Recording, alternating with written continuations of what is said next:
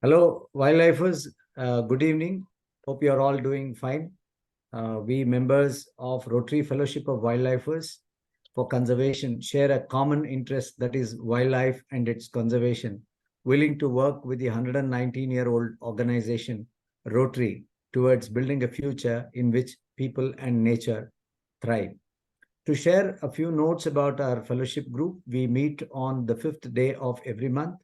We are a group of around 700 plus interested individuals now, who have globally united around a common interest, with the primary purpose to network and further friendship. Our purpose is to create awareness about importance of wildlife, to promote lasting friendships outside one's own club, district, and country, and to promote locally, regionally, and globally that conservation of living resources are important to humans and future generations to enjoy our natural world and the incredible species that live in it. So today we have invited members of different Rotary clubs and friends of Rotary from different parts of the country, as well as different parts of the world for this meeting. A hearty welcome to each one of you. And on behalf of all the wildlifers here, I also extend a very warm welcome to our distinguished speaker, Ms. Tiasa Adya, who will be introduced by our friend Chandni. Over to you, Chandni. Hi, Sanjay. Thank you so much. I am extremely happy to introduce Tiasha, who is a very good friend of mine and a conservationist and a budding ecologist.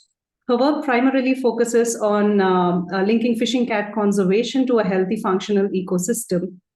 So with this focus, she co-founded the Fishing Cat Project in 2010, a platform dedicated to study and conserve a globally threatened wildcat species called the fishing cat, which is adapted to survive in the wetlands and is one of the few cat species that likes the water.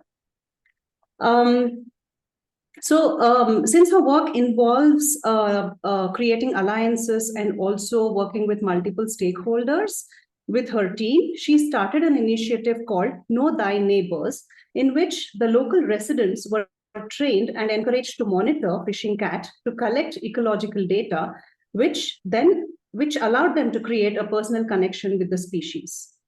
So the great work done by her and her team has led to the adoption of the fishing cat as Chilika Lagoon's official ambassador, which has also brought attention to other animal species like the Eurasian otters on India's east coast.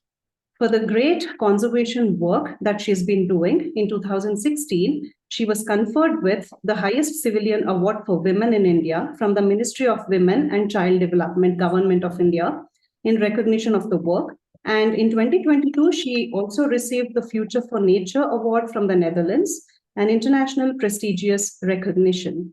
Recently, she also went to Cambodia to attend the third International Fishing Cat Conference. The conference was followed by a meeting with the Minister of Forest and Environment, which resulted in him pledging his support for fishing cat conservation in Cambodia. And she also went to Vietnam for helping them fine-tune surveys to find the fishing cat, which has not been detected for the past 2 decades. Tiasha, we welcome you and also thank you for introducing us to the world of the fishing cats. And I'd like to let you know that your efforts towards protecting the species, highlighting their ecology, the threats that they are facing are paramount in bringing this to the general world. Thank you so much. And over to you. Thank you, Chandni, for a very generous introduction. And I'm really thrilled to be invited, especially this prestigious platform. I'll just a little bit of a rejoinder is I'm situated in Chilika right now. So greetings from my field side. You might hear priests singing from the local temples and squeals of puppies because my dog just gave birth. So with that, I would like to begin the presentation.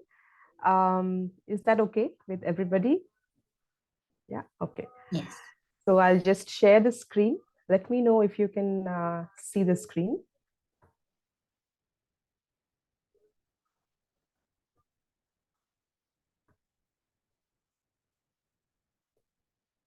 We can see. Are you okay? Thanks. So yes, the original idea was that I would talk about how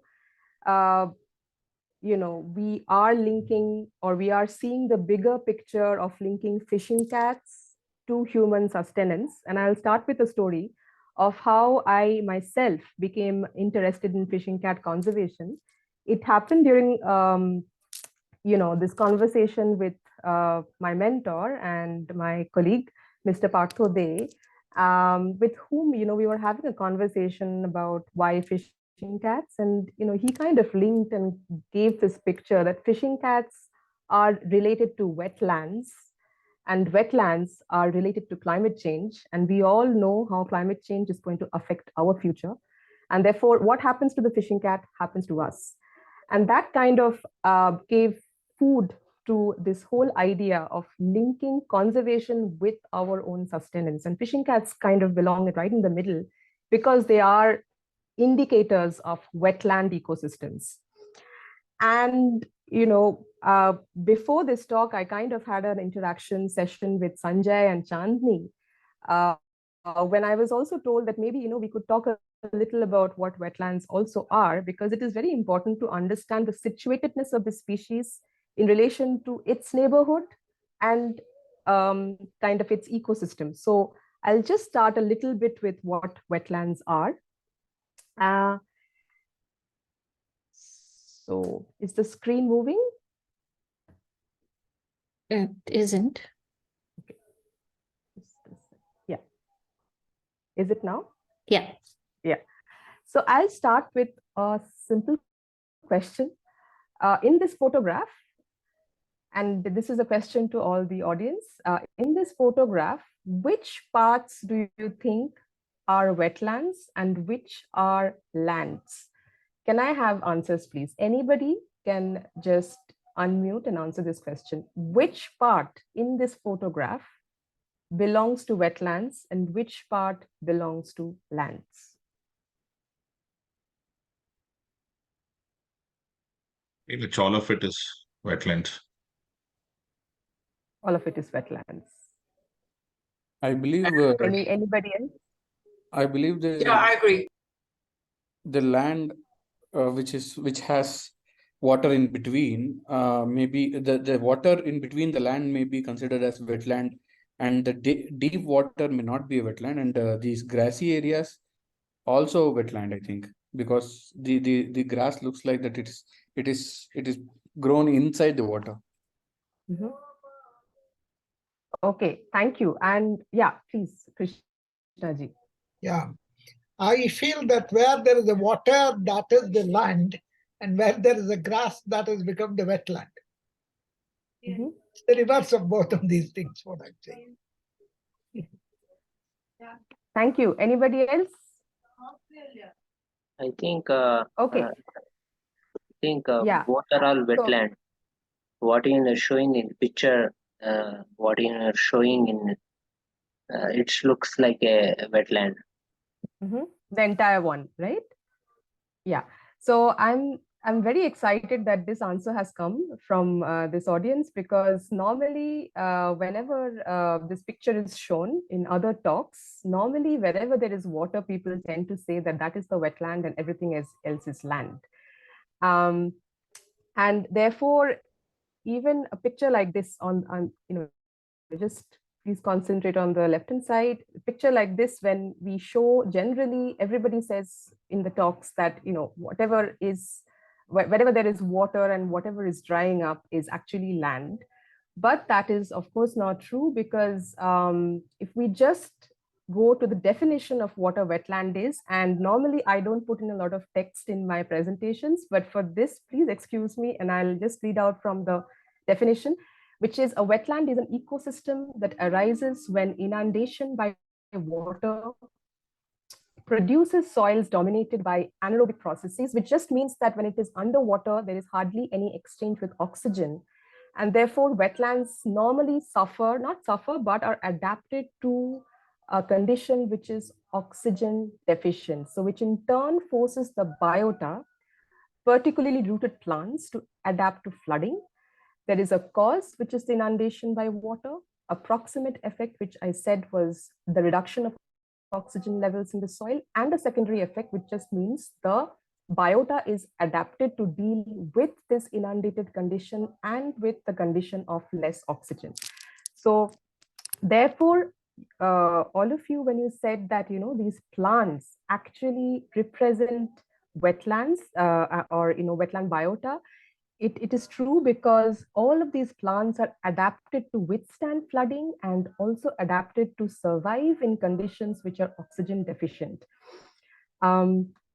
And if we just move on to some of these, adaptations, it is just remarkable. For example, if we just cut the stem of the water lily horizontally, we will see that all these little holes are there, which is how it actually absorbs all the water during flooding, and also how the oxygen passes through the leaves to the roots, because in water, oxygen diffuses 1,000 times less than in air. Therefore, the entire biotic system suffers from or is pushed to adapt to an oxygen deficit environment. If we look at further, so yes, there is flooding and then there is drying up. So when there is drying up, all these leaves and wetland plants that we see tend to also dry up and vanish from the surface. And it looks like something like, which I was just showing in this picture on the left, it just dries up and becomes barren. And that is when people tend to think that this is actually a wasteland with no function. And therefore, these kind of lands tend to get converted. However, these plants actually survive by preserving the seeds underneath the soil, and also something called the rhizome, which we can see right here in this picture, from which after the flooding comes again, after a period, again the plants regenerate and the greenery that we see in wetlands happens. And like we see these plants also, this is a floating plant as we can see, and with the floating leaves, that is how it kind of absorbs the oxygen from the water and from the air and survives. And I mean, I was thrilled to see this plant in Chilica, which is present in the seasonally inundated areas. So when there is flooding, you can see in the top right picture how fine the leaves are floating right underneath the surface. And when the water recedes, the picture on the bottom right is what happens to the plant. The stems become hard, they emerge out of the water, and this is called heterophyly, which is just means the plants take on different forms to adapt to this constant change between flooding and drying up.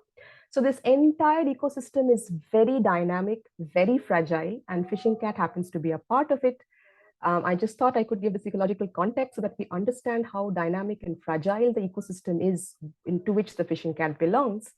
And of course, when we come to typical wetland species, wetland fauna, we can also see how they are restricted and strictly tied to wetlands. For example, these gouramis, they make bubble nests at the surface of with air, saliva, etc., so that they can deal with the deficient oxygen level in wetlands.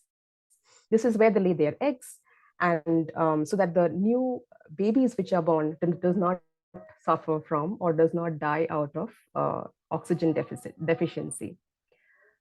We also see different life forms like water beetles, and there I think we can hear the puppies as well here. But just to get back, we can also see different life forms like water beetles and mosquito larvae, all of which kind of have evolved in different ways to sustain themselves in this condition. And we can also see how morphologically they are adapted. For example, we all know how webbed the otter's feet are, which helps them in catching fish and navigating through the muddy terrain.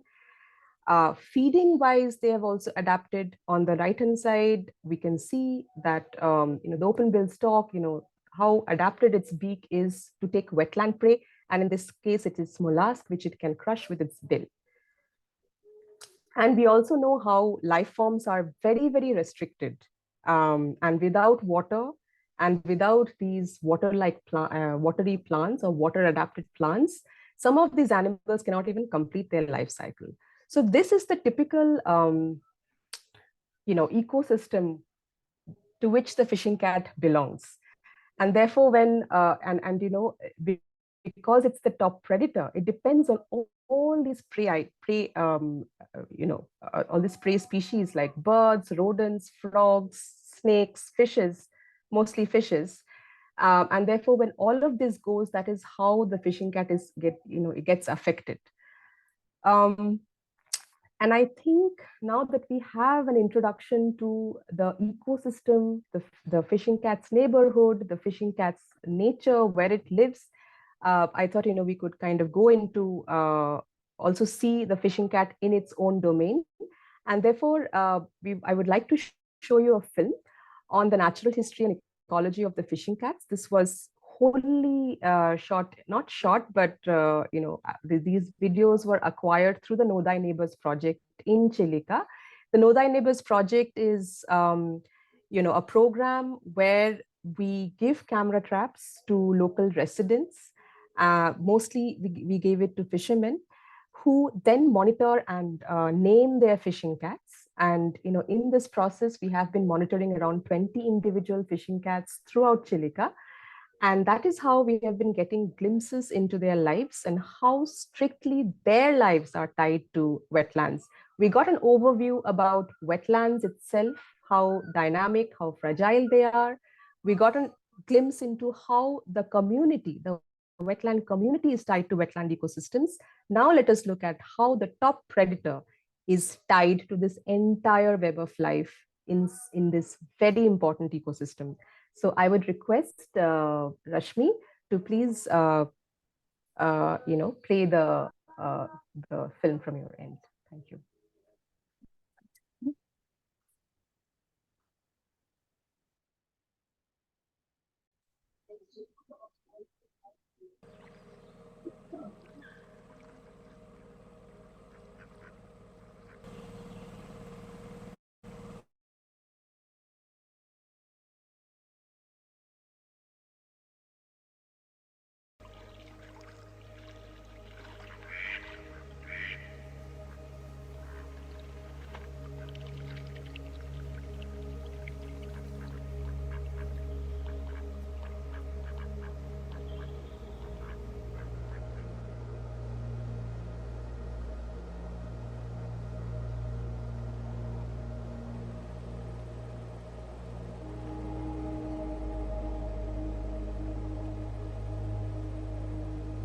The fishing cat, one of the only 2 cats out of 40 odd ones in the world.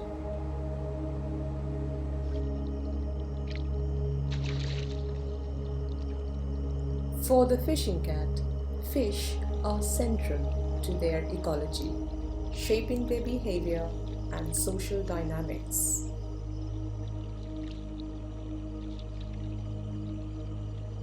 It loves mud, water, and of course, fish.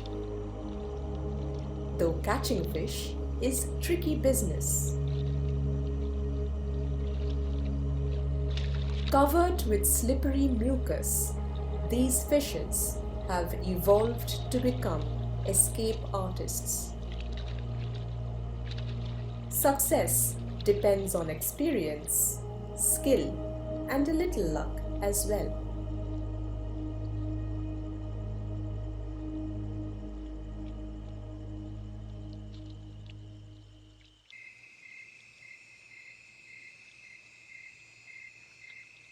Other fish, such as the climbing perch, have a unique escape strategy.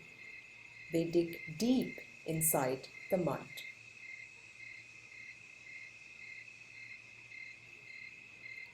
Finding fish every night is challenging indeed.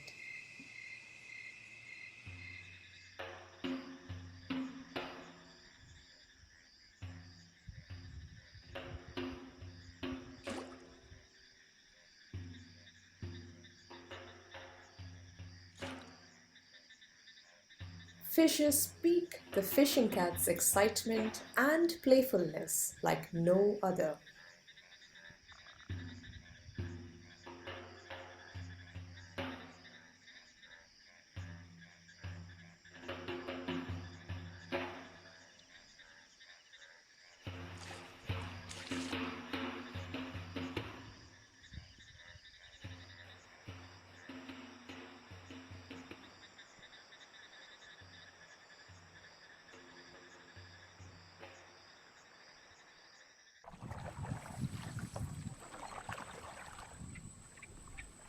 Fish abundance is high in Chilica, sustaining a high density of the cats, as well as close to 2 lakh fishermen families.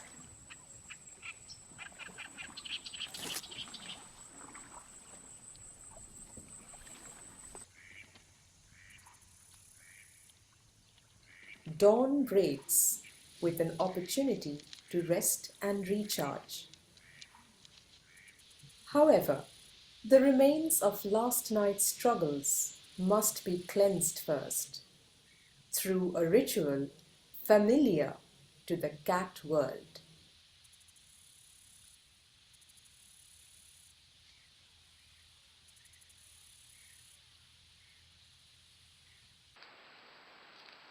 Finally, it's time for a peaceful retreat.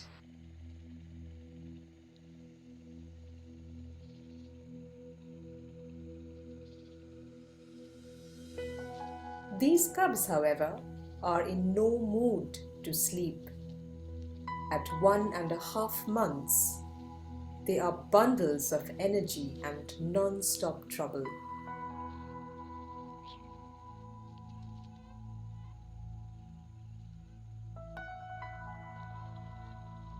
Even a loving mother can run out of patience sometimes. But no love is lost.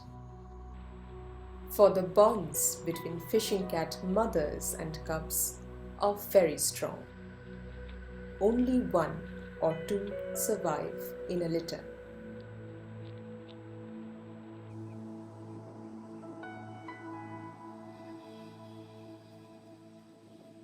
Wetlands change their forms dramatically with the seasons, and so does the availability of food. Here in Chilica, the fishing cats share their space in this rich wetland environment with a diversity of life forms, especially these aquatic gymnasts, otters.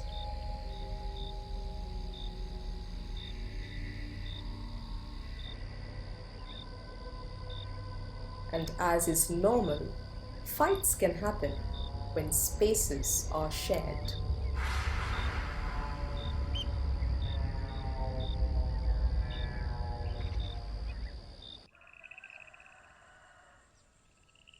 These documentations are part of a year-long patrolling and monitoring initiative involving local residents from the fishermen community in Chilica, who follow the lives of individual fishing cats and name them.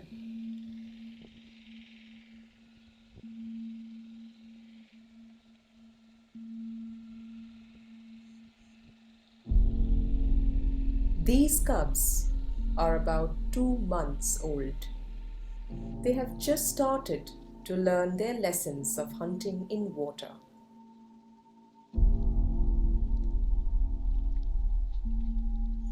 This is Choti.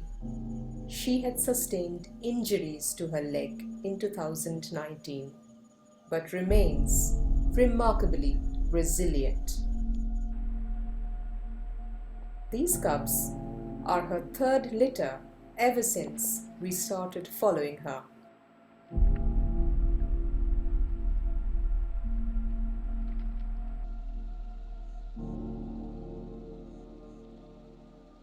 After 3 months, the cubs grow quickly, as do their appetites. Providing for them becomes increasingly harder.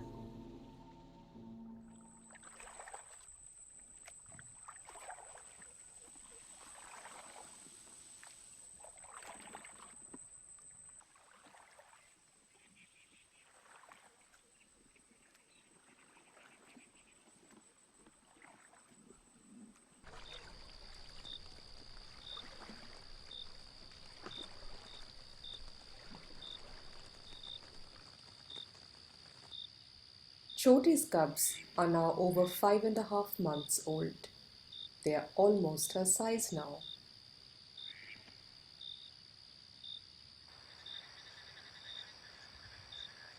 She has moved to a new location which allows her to hunt bigger fish more frequently.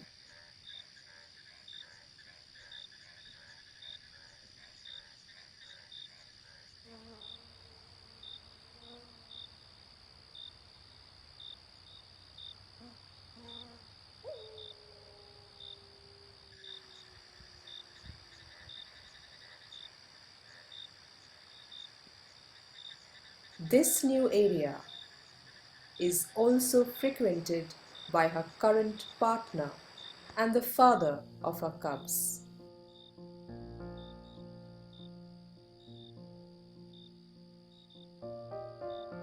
During this time, we witnessed something remarkable. The father came to visit the cubs with Choti, a behavior never recorded before in the wild.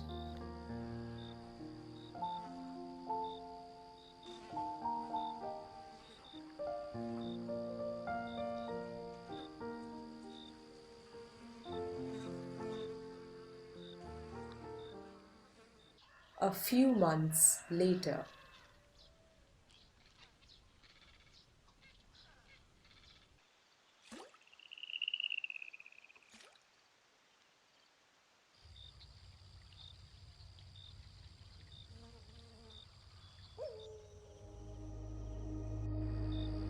at about 8 months, Choti's cubs succeed in hunting all by themselves.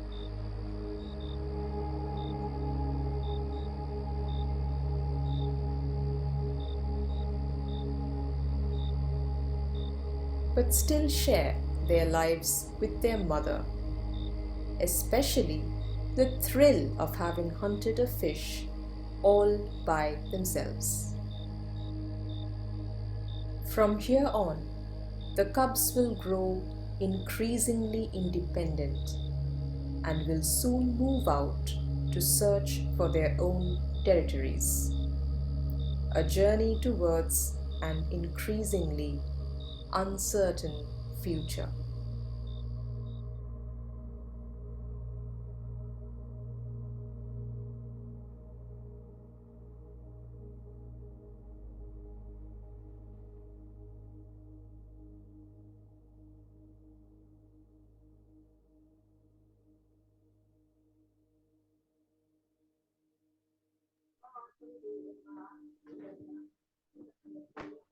Thanks. I hope the streaming went smoothly.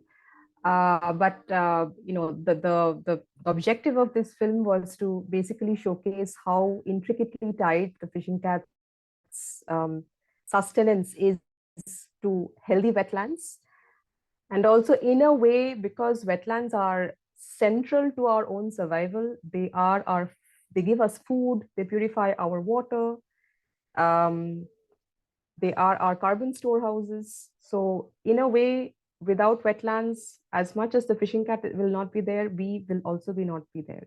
So this is how we are tied.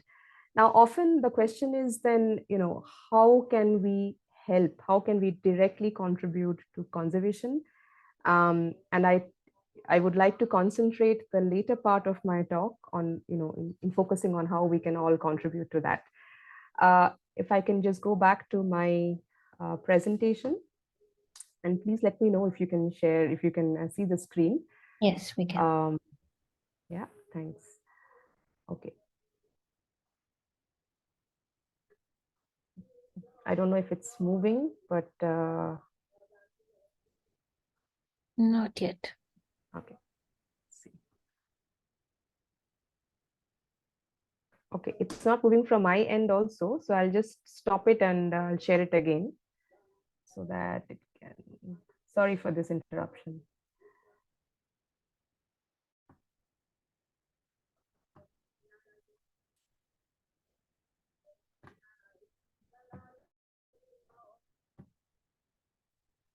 Okay. Can you see now? Yes, yes. Yes, we can. Okay. So this is also Chilica, and I would like to draw your attention to, the part on the right hand side, which is all green, as you can see.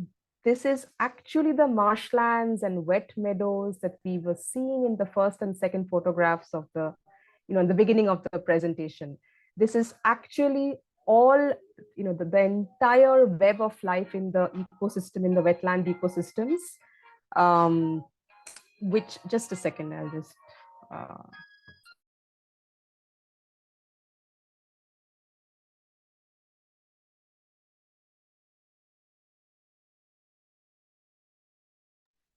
sorry for this. So this is actually the entire web of life, this intricate web of life, which holds together all the plants, all the insects, all the mollusks, all the crabs, all the birds, all the mammals that we have been seeing. And that entire ecosystem is being converted for intensive aquaculture for carps which will feed cities. So basically, this entire Chilica landscape, some part of it, which is flooded by Mahanadi and its tributaries, are seasonally inundated. And this is excellent habitat for fishing cats and otters. Around, we have 115 square kilometers of contiguous marshlands, which is quite exceptional. And especially because everything is outside protected areas. This is entirely a human-dominated landscape. But that is where the problem also lies, because businessmen from outside Orissa are coming in and investing, and they're acquiring this wetland and then converting it, much to the detriment of the ecosystem. Because what happens is, when these carps are cultivated, all the polluted water of these aquaculture farms actually goes into Chilica, and that kills all the natural fish and fish fingerlings in these channels, which, as we saw in the film Choti, the fishing cat, and mothers like her are thriving on.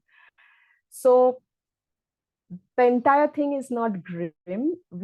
I think that there is one solution. And so basically, in this ecosystem, somehow the slide is not moving, but I'll try.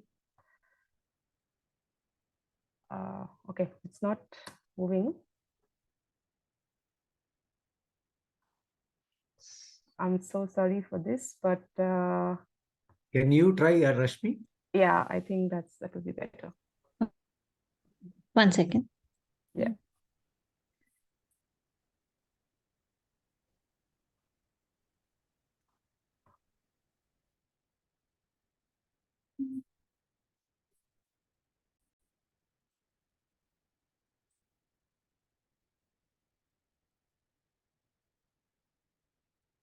Is it visible? Yeah, thank you so much. Thank you. And so, like I was saying, there is one solution, and that is actually an indigenous method of wise use of the wetlands. So what you see in this picture is actually a form, we can see a form of wetland rice, which is, which grows up to 4 to 6 feet in height. And that is because it grows in the monsoon. It is adapted to the flood. More the flood water, taller the rice grows. That is the adaptation of this rice. And it is an indigenous red rice variety, which is cultivated in Chilica. As you can see, this is Shubhash. You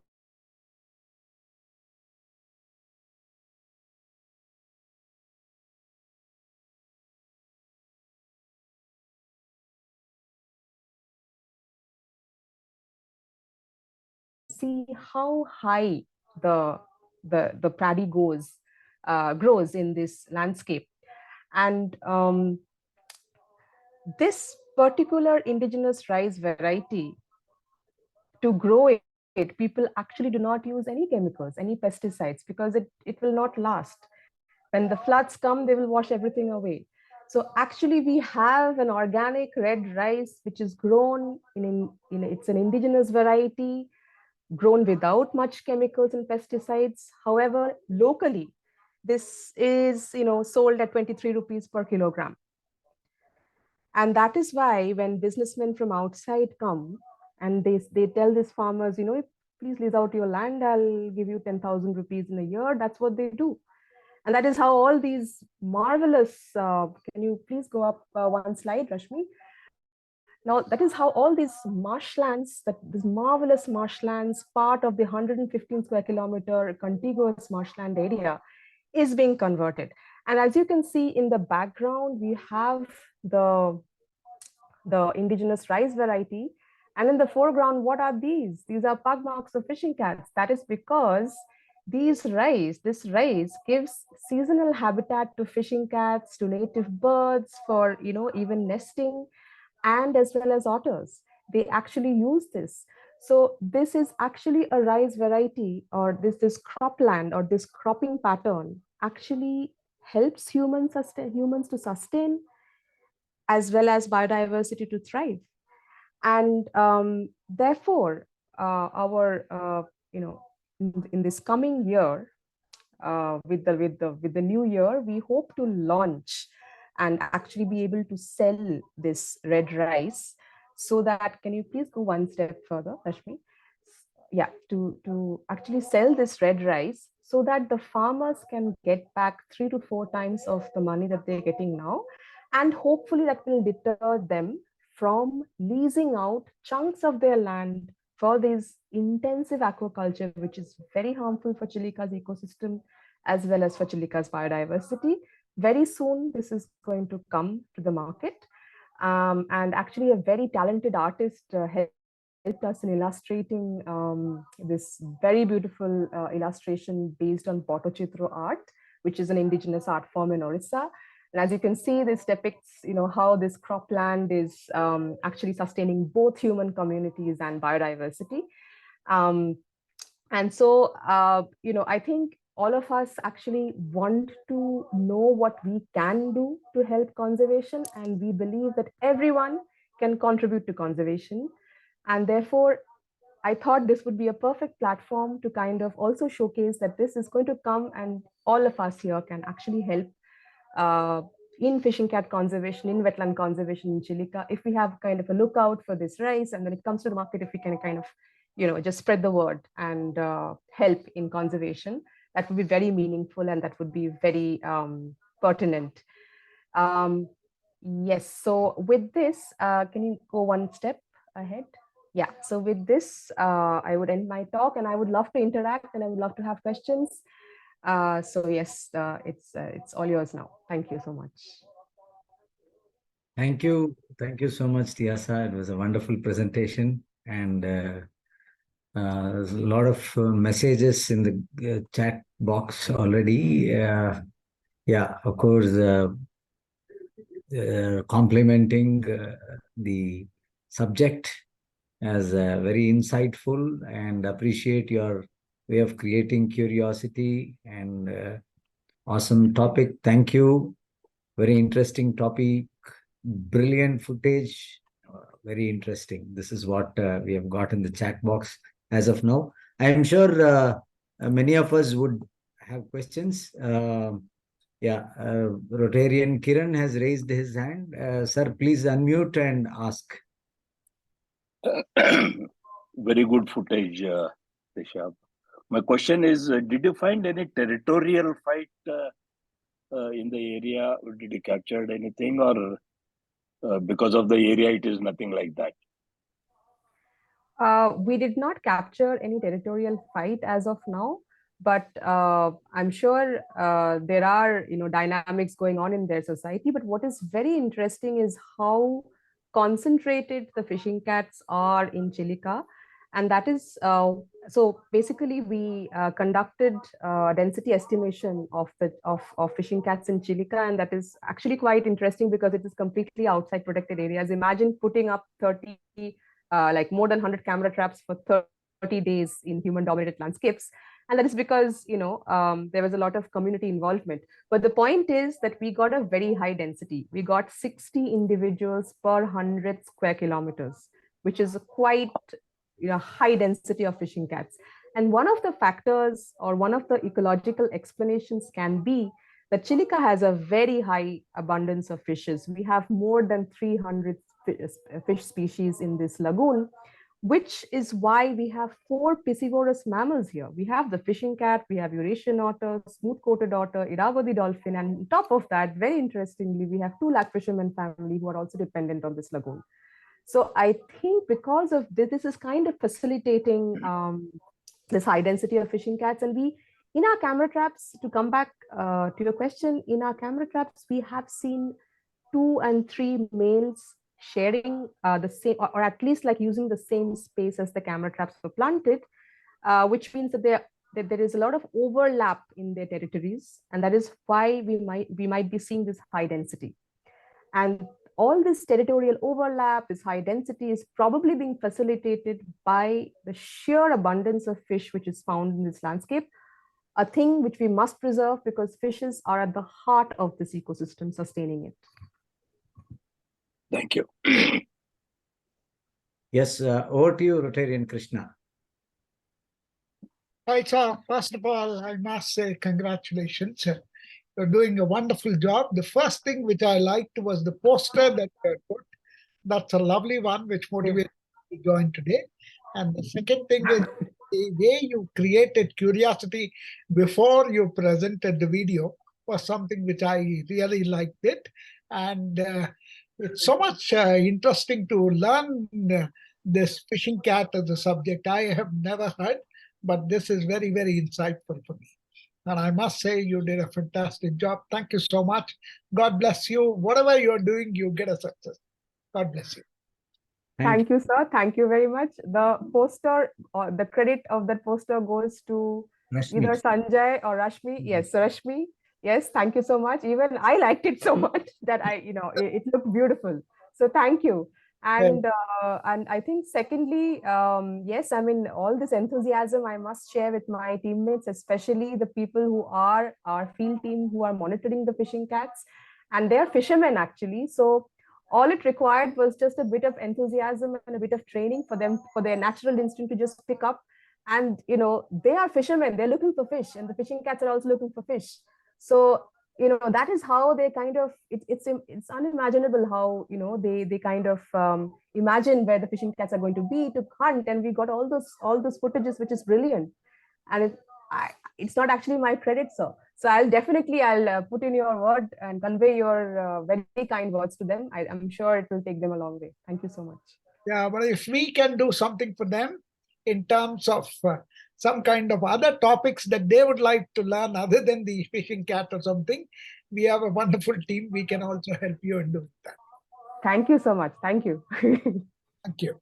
Thank you, Rotarian Krishna. There is, in continuation of what you said, there is one question in the chat box. Harsha asks, how's the community response to your study, your personal experience, please? Okay, so I mean, I have worked in both West Bengal and in Odisha, particularly in Chilica. I think I'll just stick to Chilica for now because the talk was on that. So in Chilica, yeah, so fishermen tend to see fishing cats quite a lot. And the idea was that, so I'll tell you a story again. So one of these days, when we had just come in 2017 and we were, out there at night in the boat having smoked fish, which the fishermen had just got fresh from Chilica. And we were having this conversation with our friend who was a fisherman. And we said, you see baghari. So in Chilica, the common name of fishing cats is baghari. So we say, you see baghari a lot. So how many do you think there are in Chilica? And he said, can you look up in the sky? I said, yes, I can. He said, can you see the number of stars? I said, yes, countless. He said, that's how many fishing cats are there in Chilika. Countless, lakho Chilika mein fishing cat milta hai.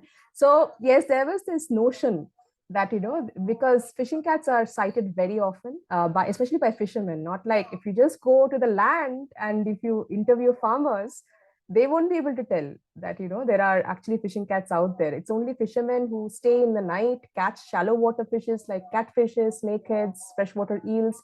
They are the ones who actually see fishing cats. So when we interviewed them, they were like, yes, they're all over the place. It's a lot of fishing cats are there.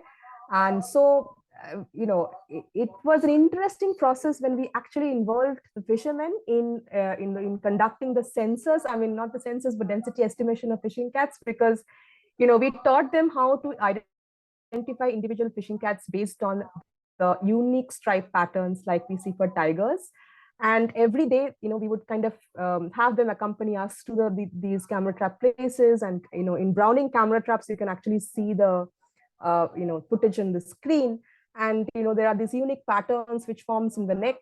And we taught them how to do it, and they kind of saw, and they were see they could feel that they could see that it's not like lakhs and lakhs of fishing cats, but yes, I mean, there are quite a lot of fishing cats, and they were in this whole process. And then ultimately, when the numbers came that how many fishing cats are there, more or less, it didn't create a surprise amongst them. So it was a great learning process for us, as well as for the local residents, for the local fishing community.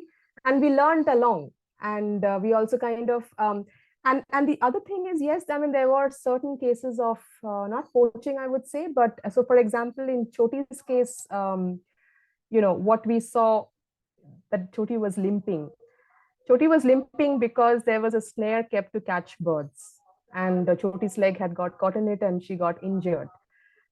So in every society, there are good people, there are people who have more tendencies of not really going with the flow. And so there are these people as well who try to they are poachers of birds, and they try to steal the camera traps, and stuff like that happens, but that's like a minimal amount, at least in the Chilika landscape. And I think one of the reasons why we see less negative interactions between fishing cats and humans here is because this is Chilika. This is a huge wet landscape. This is 1,065 square kilometers of still thriving ecosystem, even though there are lots of problems. So I think wherever there are these contiguous wet landscapes, I think there is more tolerance towards fishing, towards wildlife in general, and wetland wildlife and people. And we see that instance in Chilika as well. With regards to so the other thing is, there are also certain wildlife enthusiast committees or groups in across villages in Chilika. And they often used to say, when we came in the beginning, they would say, the conservation surveillance in Chilika exists for just 4 months. When migratory birds arrive, that's when there are a lot of anti-poaching camps and this and that.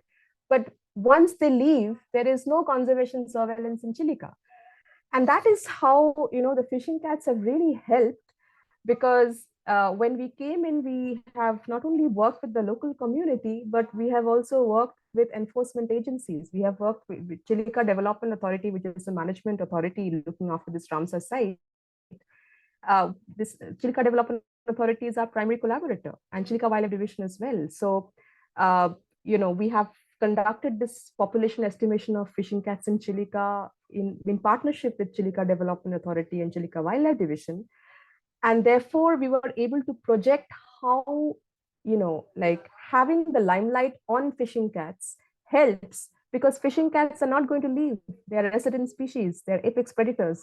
So if we have focus on them, we are actually concentrating on a lot of issues that is hampering this wet landscape throughout the year. For example, there are marsh fires in April and May, which went completely unnoticed. But now, we are trying to address that.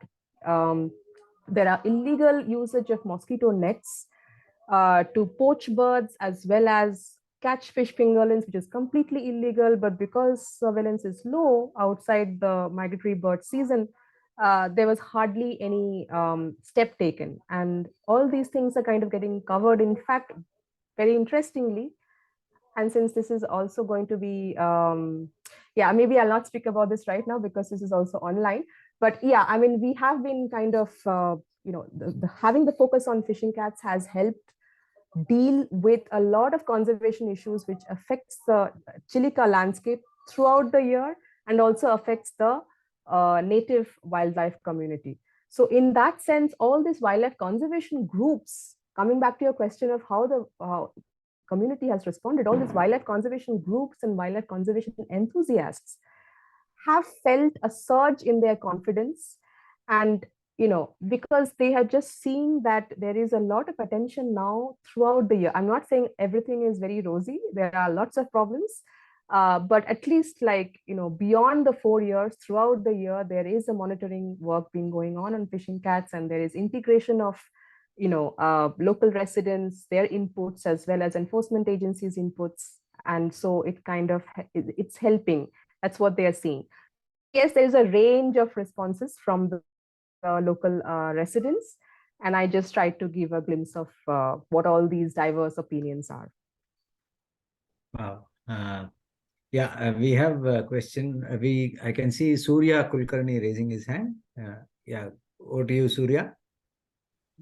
Yeah, thank you very much, Sanjay sir. And ma'am, it indeed was a very wonderful talk.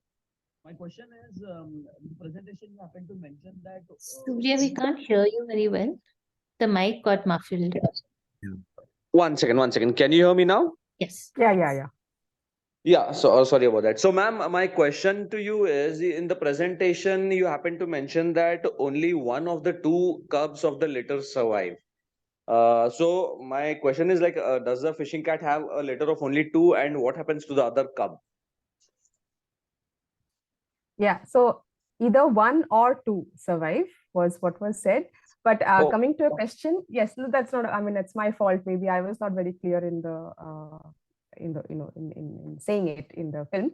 But yes, so basically, what we see. So there are records of when it gives birth, there are 3 to 4 cubs.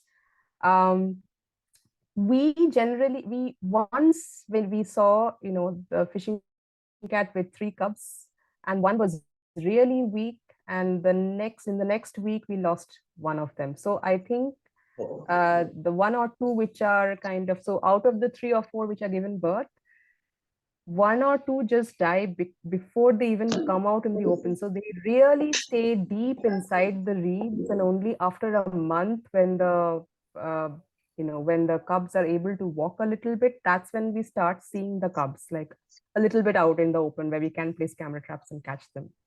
Okay. So generally, after this 1 month, what we see is 1 or 2 cubs. If the prey resource is high enough, then the 2 survive till 8 months and then they disperse. If the resource is not that high, then it's generally 1 which survives till the last. And that is mostly the case for most of the locations. Chilika is an exception, where we are seeing repeatedly 2 cubs surviving, and then they disperse after 8 to 9 months.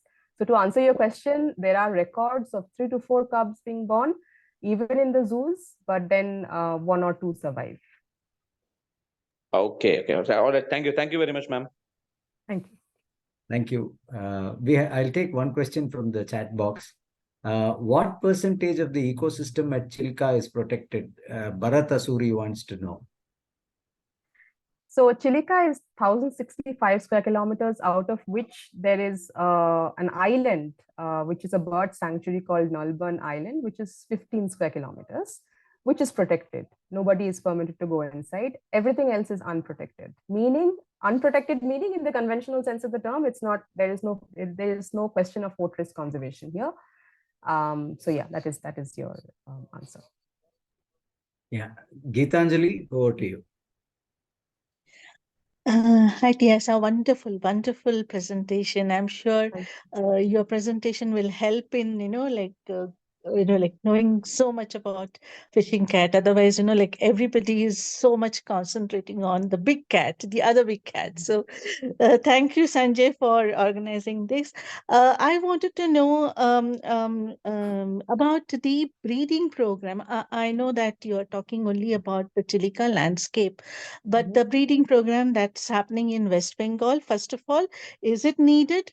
And I mean, do they have any plans to do that in Odisha also? Mhm.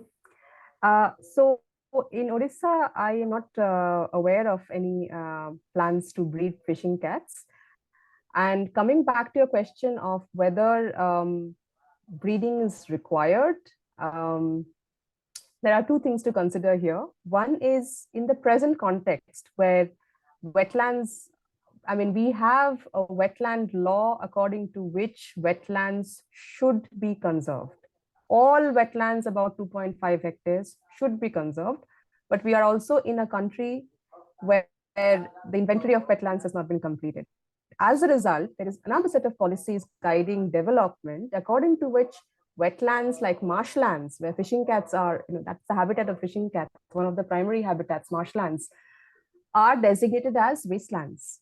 So whenever there is an industry coming, whenever there is a road, whenever there is an industrialization, if a marshland happens to be there, that's the first thing that is sacrificed. So when that is the scenario, where are we going to release these individuals that we are breeding is a question that we must ask when we attempt breeding programs. But however, I just came back from Vietnam, where fishing cats are not being found for the last 20 years, and that is not because there is no habitat. There are massive stretches of good habitat still. Problem is there is a culture of intensive hunting in Vietnam. There is a good, there are very good organizations working on ground to change people's perception, this, that, etc. And hopefully, when that day arrives, when people accept that, the level of hunting will go down, when there is more enforcement, Vietnam might seek, individuals which they want to release back, like, the cheetah, for example, which is, yeah, so controversial. But I'm just saying that from the perspective of this country, this breeding program might be useful, especially because there are several breeding programs on fishing cats. For example, in the European Association of Zoos and American Association of Zoos. But the problem there is the founder population has very weak genetic heterogeneity, which means there is a homogeneity in the genetic constitution of the founder population, which means that they are much more vulnerable to extinction when they are released. In comparison, when we see West Bengal's captive breeding program, the founder population, the genetic constitution of the founder population has just been examined. I'm kind of a collaborator in in the bigger project, but the point is we found heterogeneity in the founder population. So when we compare breeding programs across the globe, West Bengal's breeding program is in a much more promising state to repopulate some of these play spaces which have lost fishing cat, not due to habitat loss, but due to things like hunting. So for that, maybe this can contribute. But if we see the bigger picture, wetlands are being lost at massively crazy rates. We have lost more than 90% of sorry, I don't know. Okay. Yeah, sorry. So we have lost 87% of wetlands since the pre-industrial times, and every year we are losing wetlands, especially Asian countries. So when a massive amount of effort is put into breeding these individuals, where are we going to release them? How are we going to monitor them? These are essential questions that we must ask. We must invest in rewilding, not rewilding, but restoring and preserving wetlands which are there, using socio-ecological conservation approaches, using wise use concepts, because most of these wet landscapes are actually outside protected areas. True, true, true.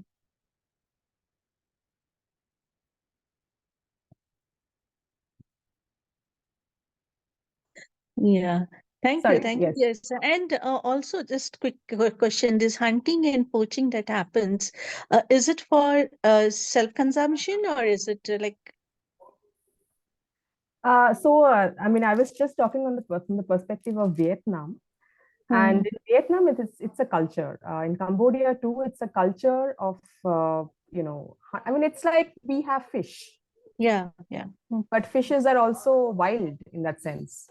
So for them also, it's the disadvantage is that many of these wild species are on the brink of extinction. So that is where when culture is kind of not really going well with nature.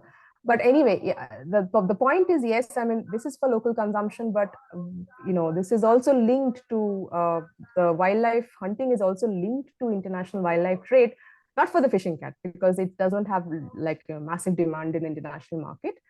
But for fishing cats, it's mostly like local consumption. And very interestingly, they find hairy-nosed otters, and I was very surprised that you're finding hairy-nosed otters in the camel traps, but no fishing cats. How come? And they said because hairy-nosed otters do not taste that well, that much. That they don't taste good. There's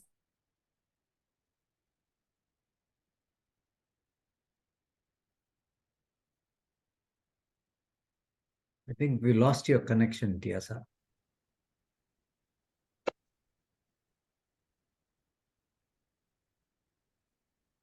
Yeah, I think we lost the connection.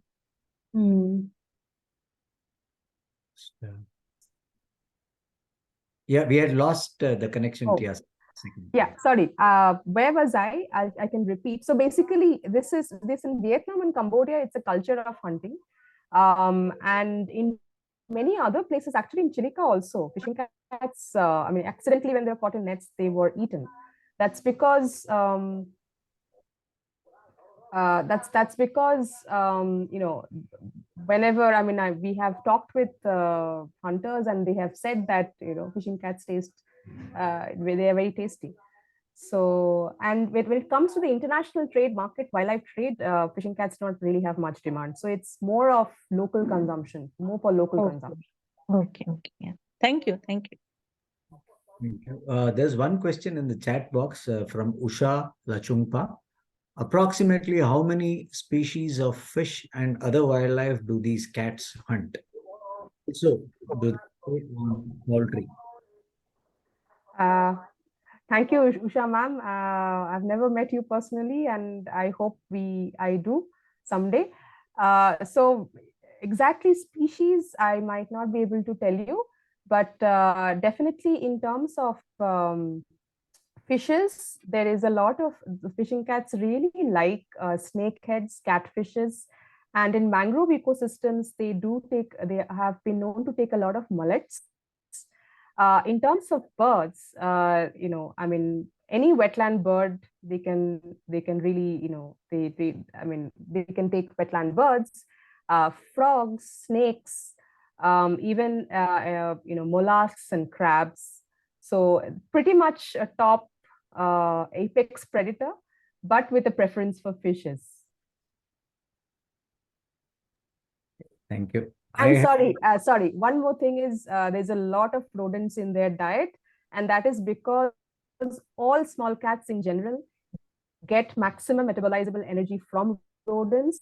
The fishing cat is an inherent, it inherits that kind of lineage from the small cat, heritage, and therefore there is a lot of rodents in the fishing cat's diet as well. Bandicoota, for example. Okay. Thank you. I had seen Ms. Cosma D'Souza raising her hand. Would you like to ask anything, Ms. Cosma? Yes, sir. Hi, Tiasa. Cosma here from Bangalore, a friend of the Rotary, Lakewold. My question to you is, you mentioned that there's a lot of aquaculture happening and the negative effects are felt on the wet lands I think Tiesa has dropped out. Okay. Can you put your question in the chat box, Cosma, and we can ask her when she's back in the meanwhile? Okay, sir. Okay. So you can put it in the chat box in case if she I think joins. she's back now. Tiesa, are you here?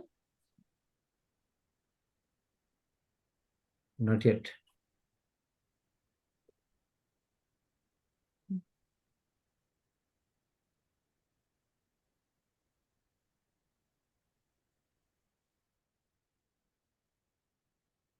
Nice to see friends from different parts of the globe. Thank you all for joining. Sanjay, she's joining. She got dropped off because of a network. Yeah, She's no, joining in a minute. no problem.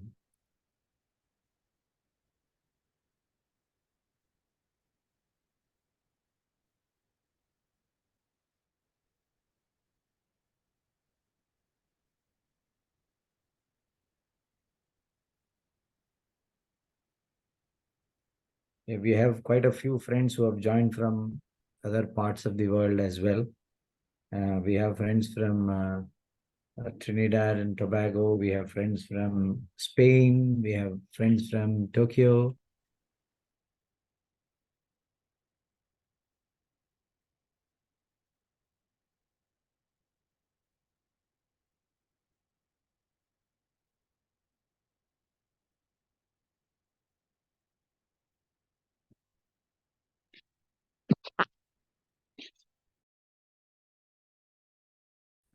Nice to have you all.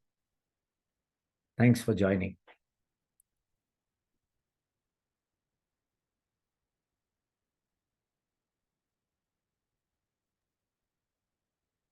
And the UK as well, I see. Oh, yes. And the United Kingdom as well.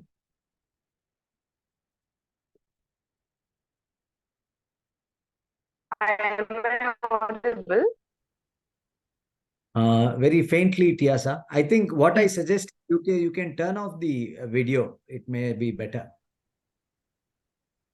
Yeah, You can, yeah, you can switch off the camera. Yeah. yeah. Now, Yeah. yes. Would you like to ask the question?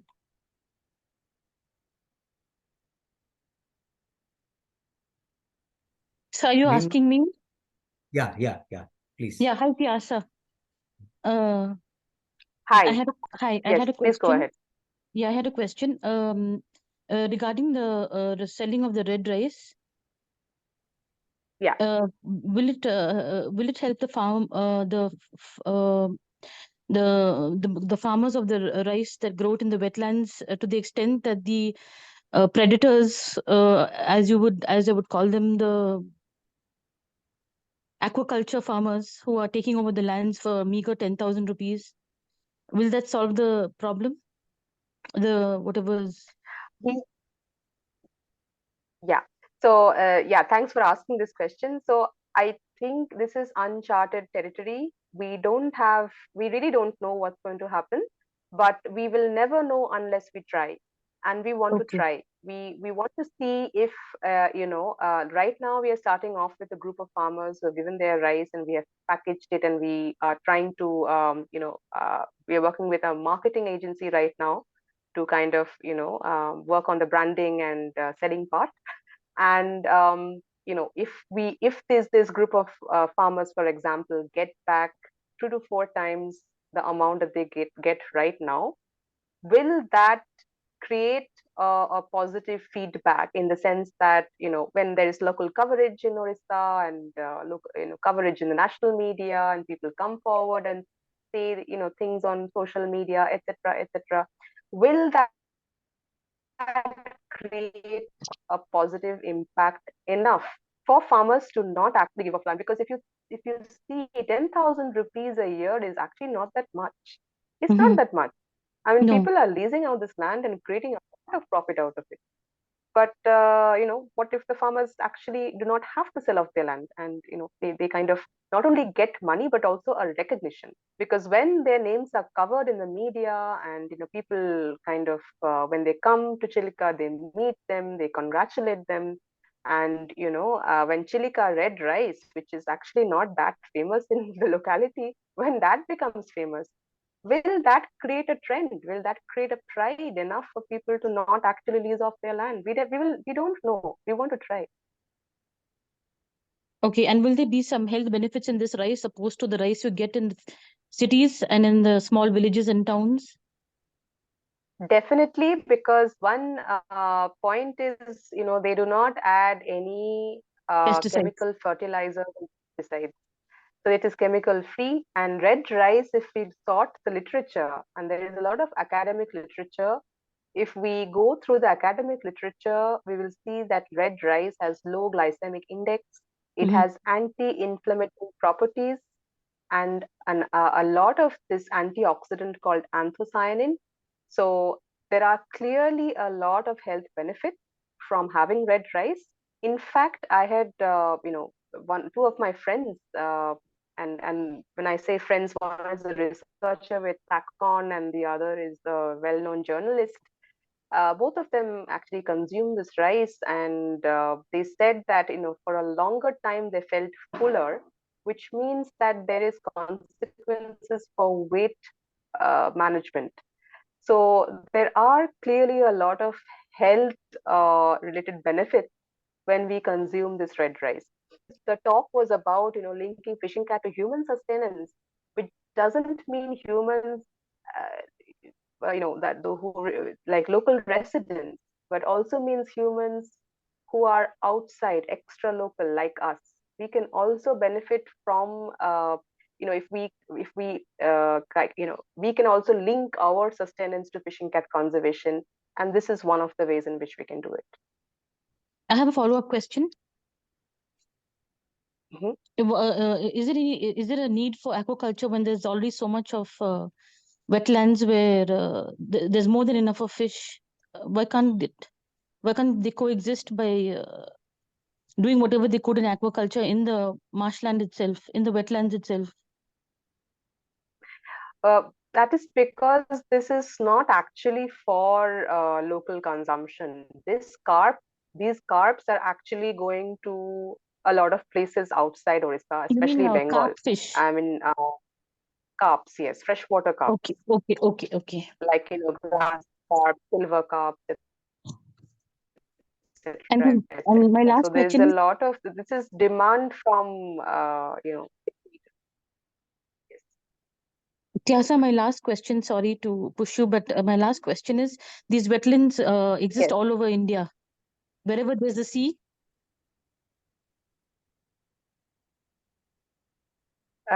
Sorry, these wetlands?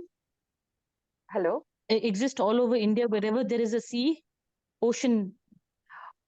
So you're talking about, so basically, if you're talking about fishing cat habitat, then there are several kinds of wetlands, but fishing cats exist in marshes and swamps. So by swamps, we mean maybe like, for example, is mangrove swamp.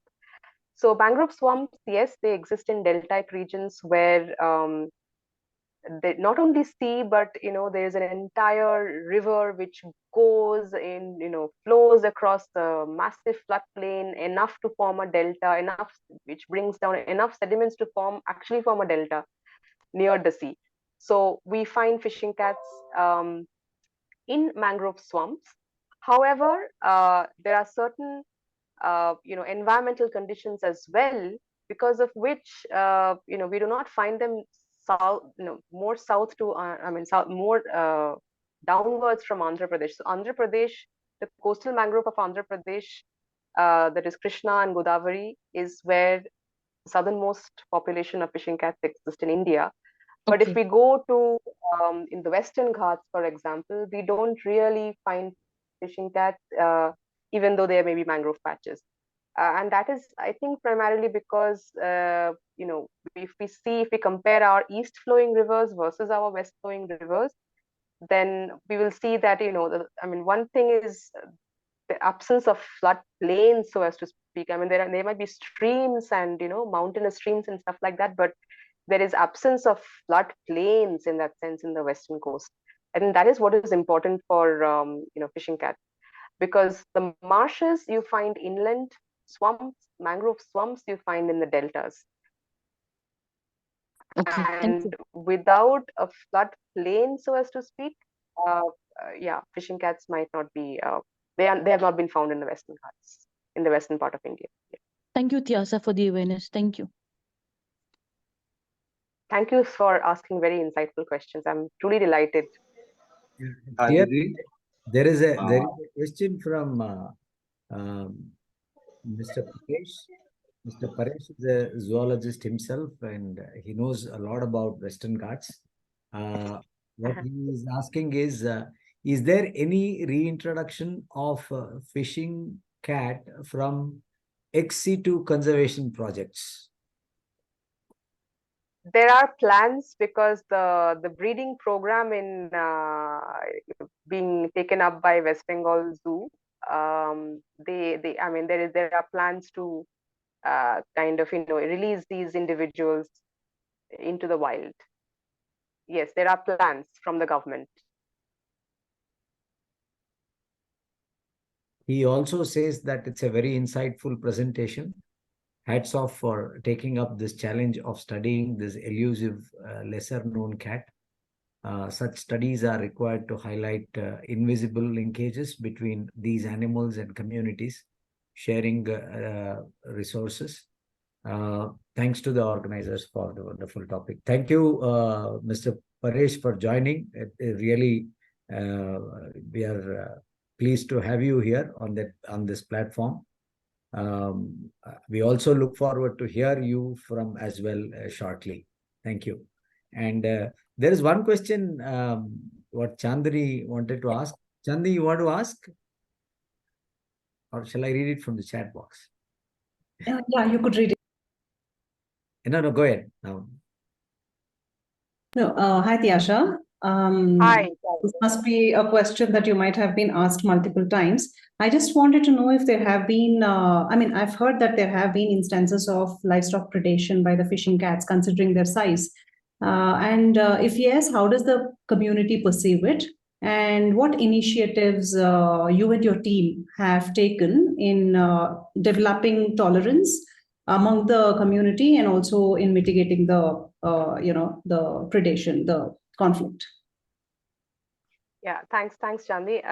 Yes, I mean, this is it's actually a factor in West Bengal, where we started our work as the Fishing Cat Project.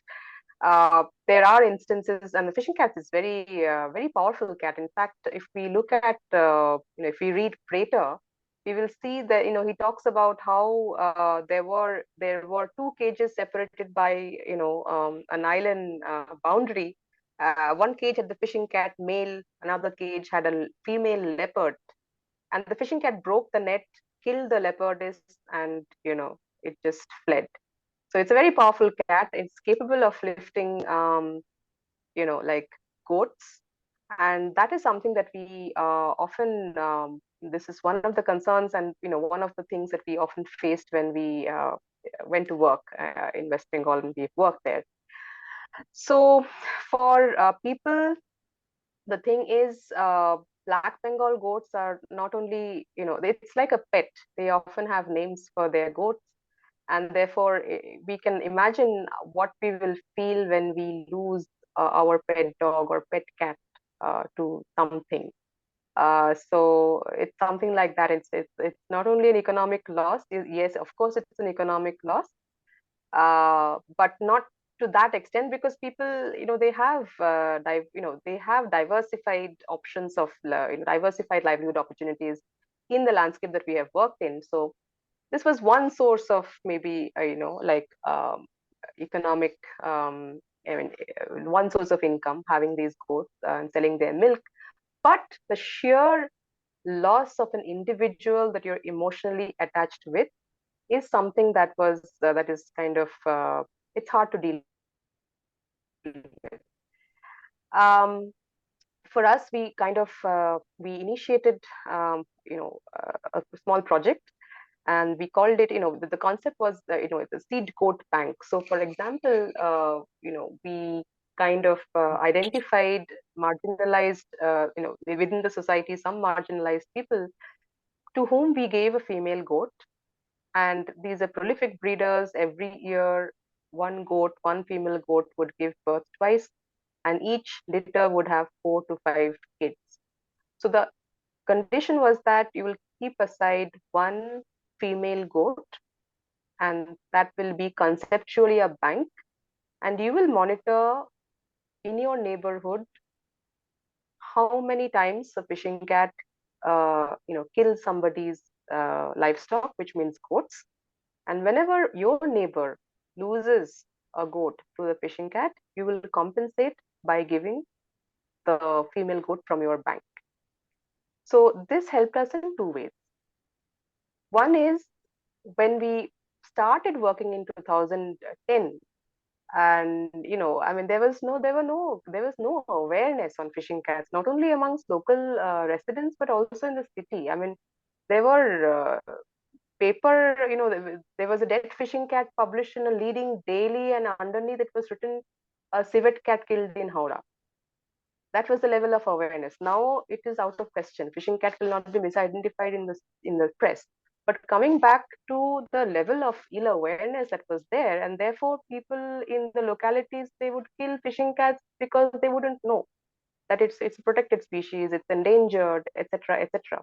So as a conservationist, our first attempt was to go and educate people, make them aware that it's also the state animal of West Bengal. And with that came disadvantages, because people started reporting more losses than actually there were. And a lot of people would just say, a lot of goats are being lost, this, that.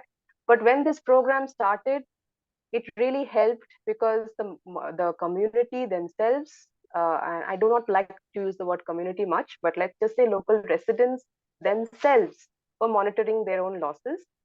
And by the end of a year, within 8 villages, there were hardly 2 to 3 goats which were actually killed by fishing cats, which they came to monitor.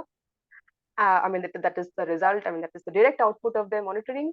And the other thing was, generally, when the goats were killed, they would retract, they would chase away the fishing cat if they saw that the fishing cat was preying on the goat. They would acquire the body, they would sell off the meat.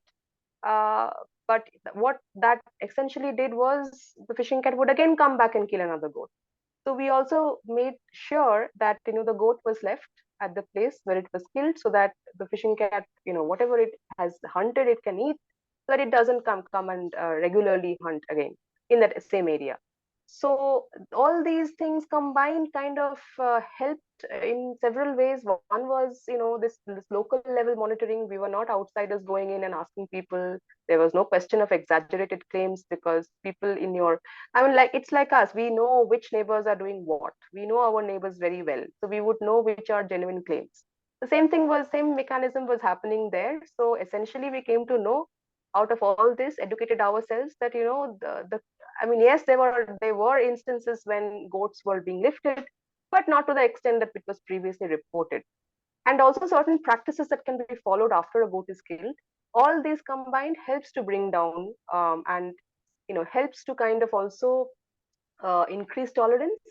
And that is like, it was a very small scale project, which and of course, there are other things like politics and everything stepping in at some point of time, because this is West Bengal, very politically dynamic landscape. But I'm coming back to the question of this project. This is what it did. It set an example that there can be this self sustaining monitoring system, which can be tackled by local residents themselves. And in the process, both us as researchers, conservationists, as well as local people can learn from this monitoring outcome. So yeah, did that answer your question, Chandni? Yeah, absolutely. I mean, this sounds very challenging as part of implementation and monitoring, but has it been successful so far? So when it stayed at a very small scale within the community, within the community meaning within a small group of stakeholders, small group of villagers, it was successful. As soon as so we also tried to look at how we can kind of back out and let it be adopted by the government, in the sense that the local panchayat system, and that's where it failed, honestly, because this is where party politics comes in, and anybody claiming, that my goat was lost, immediately somebody else would say, no, he's lying, he's from this party, that's why he's lying. And so as long as it stayed with the out of the politics, it was doing well. As soon as elected representatives, etc., got in, then it went out of our hands. Um, However, I'm not saying that it's not working, because in the the initial group that we started off with, that group is still continuing, and at one point of time, they've also, because that's what we also learned, that it's not that at that level that it's being hunted. It's not like goats are being hunted in hundreds. So when the program started, and after a year or 2 years, when they actually saw the number of goats that were actually hunted, outside of all the exaggerated claims, that itself was a learning process. So there is no threat to the program. Actually, the program can go on, and nobody will actually suffer a loss, because you just have to give off 2 or 3 of your goats. That's all. Great. Thanks, Tiasha. Thank you, Chandni. Thank you, yes. There is another question. I hope it's fine. I think this is yeah. Can you please? I can't see the name. It says Galaxy A21. My name is Devashish Gojjo, from West Bengal. Devashish. Oh, sorry. Yeah. Go ahead. Yeah. In future, fishing. Before Devashish says anything, I must inform the group. This is a very talented person in terms of rearing wildlife. Devashish has exceptional talent. He has just raised a fishing cat cub, and has he works with the forest department, so he has the permission. So he has raised a fishing cat cub, 2 fishing cat cubs, and released them into the wild with, of course, the department. But Devashish is exceptionally passionate. I'm very, very proud to be associated with Devashish. Thank you, Didi. My question is that in future, fishing cat census will be done different district for West Bengal. I would love to, have it done. So, there is no reason why it cannot be, because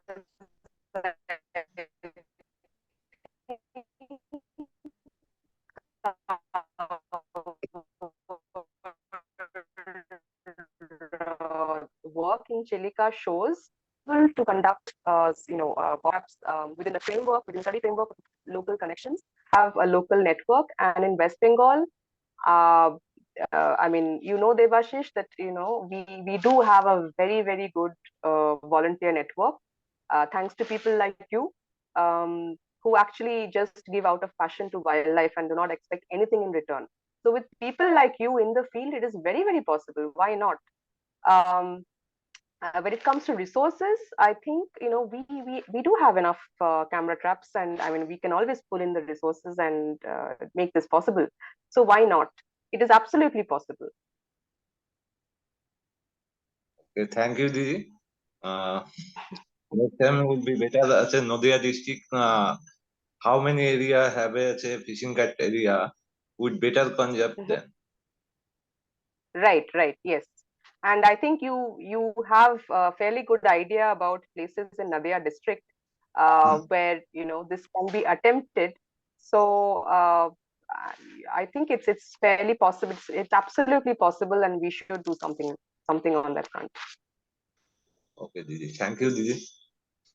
Welcome, Devashish. Thank you, Devashish, for joining, and also for doing the amazing work in conserving fishing cats, raising them up. Okay. Anyone else has any other question? Can I have a last question, sir? Yes. Kulkarni. Yes, sir. Please go Yes, ahead. sir. Kiran Desai. Please go ahead. Yes, sir. Yes, sir. This is regarding the red rice. This issue is also was with Assam and Kerala. But Kerala, because of the local consumption, they could succeed it. You know, every zone, the people prefer a different taste and type of rice. You may be aware of it. And because of the starch content in it, some people may not prefer it. So sustainability of selling it, you know, it is a catch-22 for the farmers. In a socio-economic condition, they always prefer to have a big bulk rupees by leasing it. You know, otherwise it becomes a sort of a fancy rice, like some of the honey brands, and the sustainability becomes very difficult to sell it. Yes, so yes, definitely. All this is a very pertinent issue that you have raised, and I'm sure we will be we will have these questions, and we will.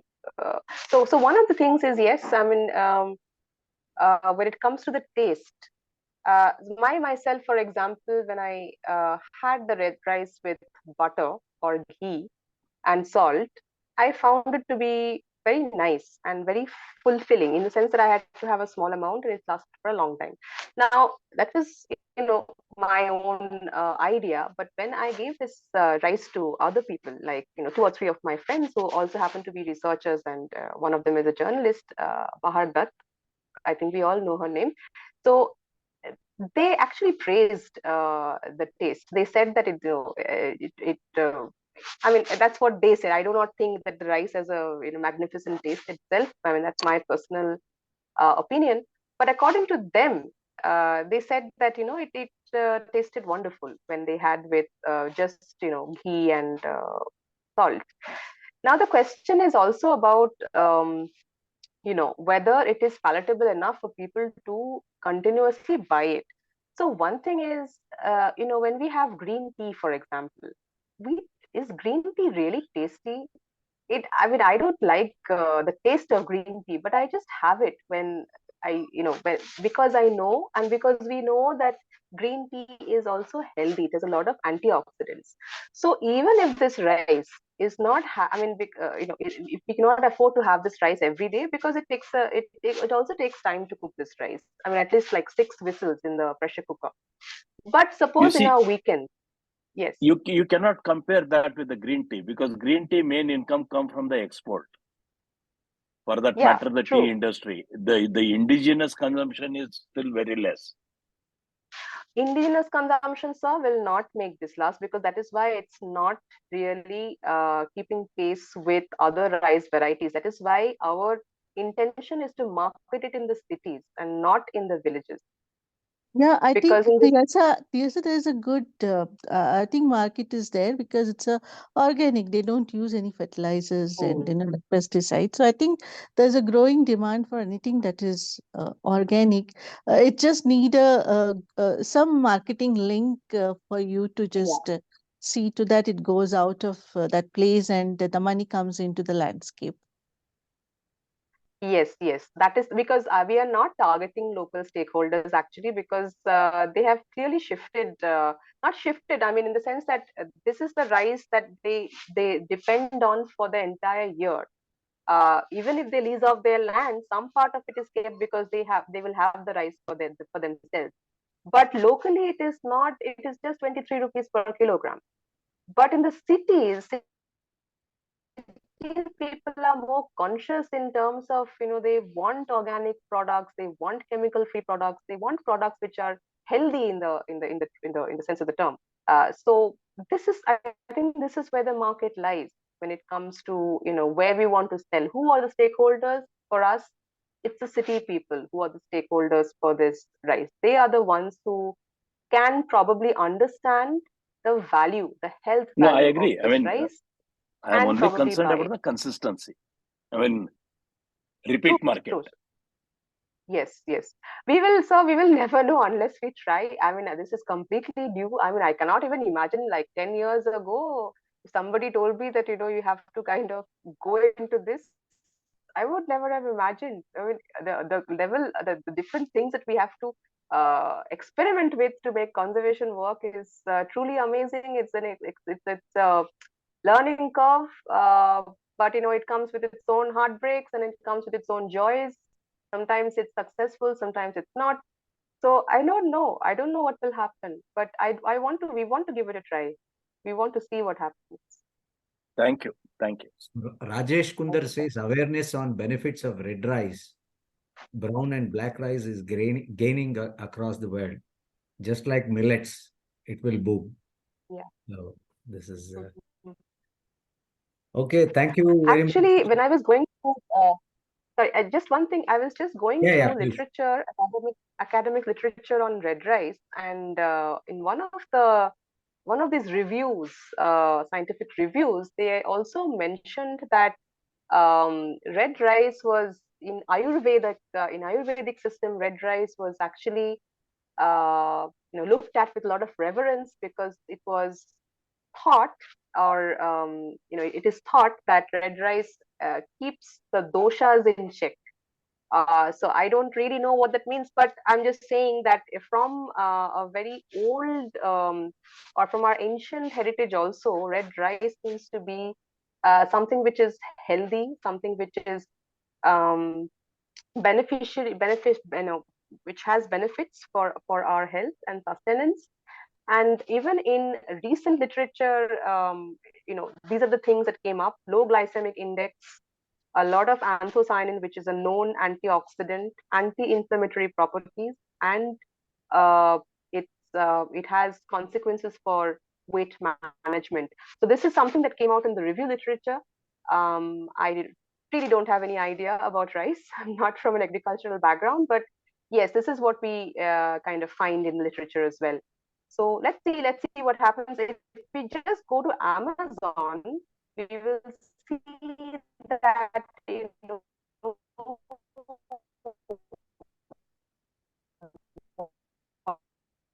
1 kilo of red rice, amount is 450 rupees per kilogram, which I mean, need to start off with that range. But I'm just saying that there seems to be demand. I go and say that red rice and all. My parents wanted to kind of have this rice, even if that means that they're having it once a week, because it's actually very heavy. It's actually very it has a lot of fiber content, and that is why there is low glycemic index. But people, whenever I mention red rice, they say that can we have a sample of it? Can we taste it? So this just creates a lot of hope. I don't know what will happen seriously, but yeah. I'm sure I will also try to become one of the consumers of red rice as soon as it is released. Yes, sir. Okay. So, Thank you. we are Sure. so looking forward to forward for that rice to be available freely in our markets. And Yes. yeah, anyone else? Any other question? You have given a lot of time for us, Tiasa. Thank you so much. It was. Oh, this is my job. This is actually what I'm supposed to do. So, yes, thank you for giving me this space. Yeah. Actually, we all are consuming the brown rice here, and we are seeing that once it is coming into the supermarket, the people are more, taking more interest in purchasing this. The brown rice is not processed rice, and it is more liking now. So I think the brown rice and the red rice may be having more similarities. Yes, absolutely, because this is also unprocessed in that sense, this red rice. So yeah, it's unpolished, and that is where the entire vitamins, minerals lie in the husk or in the bran, and that stays intact in these kind of rice varieties when it is unpolished. Yes, thanks. Thank you so much for your excellent presentation. We are so much motivated, and great to hear you. Thank you, Sanjay Thank for you so much organizing. for your very kind and encouraging words. It means a lot to us. Thank you so much. Thank you, Tiasa. Just a formal word of thanks for all the friends who are here. and to you especially. We had good representation from all different parts of the world. I was just saying this when you had, I think, when your connection was weak. We had members from Trinidad and Tobago, Spain, Uganda, Nigeria, UK, many more places. And of course, in India, we had members from Jamshedpur, Kashmir, of course, Maharashtra, and Karnataka. That's what I could make out. I'm sure I have left out many. I'm sorry if I have left out anyone else's names. Thank you so much. Thank you for joining, and I sincerely thank Chandni for bringing in Tiasha and connecting her with us for this wonderful session. Thanks, Rashmi, for the wonderful poster. We had a very good attendance today. I think at some point of time we had 71 attendees. And even at the end of the session, we still have about 29 participants, which shows the which shows that how interesting the subject was. Thank you all, and last but not the least, Tiasa. Thank you. It was wonderful, and love to not only hear more about fishing cat soon, but also see fishing cats. I will definitely connect with you offline. Thank you. Yes, surely. And thank you for having the fishing cats amongst you all. Thank you so much. Thank you. Thank you.